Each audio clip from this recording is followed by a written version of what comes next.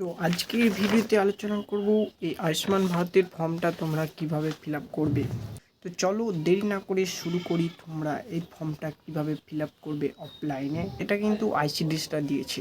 তো চলো, তো প্রথমেই তোমরা সেই আয়ুষ্মান ভারতের ফর্মের প্রথম পেজটা ওপেন করে নাও। তারপর দেখো সেই আয়ুষ্মান ভারতের প্রথম পেজেই আবেদনকারী তথ্যের মধ্যে আধার কার্ড নাম্বার, আবেদনকারীর নাম, রেশন কার্ড এগুলি অলরেডি দেওয়া আছে। রেশন কার্ড বিভাগের AAYA, SP, PHH এগুলো কিন্তু দেওয়া আছে। রেশন কার্ডের সেই ক্যাটাগরিটা, সেই আধার কার্ডের সাথে সংযুক্ত মোবাইল নাম্বার দেওয়া আছে, লিঙ্গ দেওয়া আছে, জন্ম তারিখও দেওয়া আছে। যেটা ফিল আপ করতে হবে সেটা হচ্ছে সম্পূর্ণ ঠিকানা।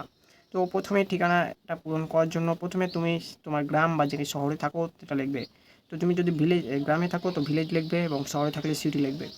সেই গ্রাম বা শহরের পোস্ট অফিস লিখবে, অর্থাৎ পোস্ট অফিস কোথায়। তারপর তোমরা পুলিশ স্টেশন অর্থাৎ PS কোথায় লিখবে। তারপরে নিচের লাইনে পিনকোড দেবে।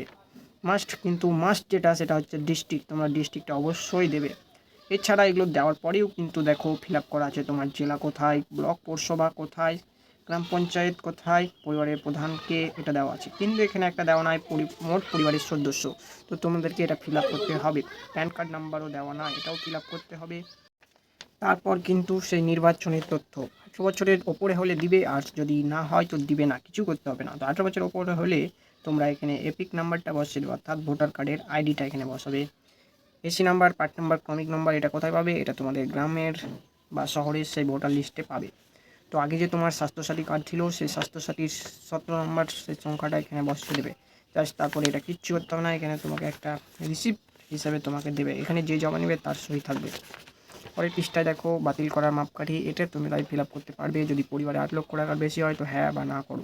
পরিবারে কোনো সদস্য আয়কর প্রদান করে যদি থাকে, এগুলো তোমরা পড়লেই কিন্তু পারবে। আর যদি কোনো অসুবিধা হয় অবশ্যই কমেন্ট করো, আমি রিপ্লাই দেবো। আর এছাড়া আবেদনকারীর সম্মতি, এখানে কিন্তু একটা টিক মারবে, দিয়ে এখানে সই করে নেবে। তো ভিডিওটা ভালো লাগলে অবশ্যই একটা লাইক করো। এছাড়া তোমাদের কমেন্টের উত্তর দেই। তো দেখো অনেকজন কমেন্ট করেছে, বলছে যে এসি নাম্বার, পার্ট নাম্বার, ক্রমিক নাম্বার কোথায় পাওয়া যাবে। এটা কিন্তু তুমি পাওয়া যাবে তুমি যেখানে থাকো, সেই গ্রামে থাকলে গ্রামের ভোটার লিস্টে, শহরে থাকলে সেই ভোটার লিস্টেই পাওয়া যাবে।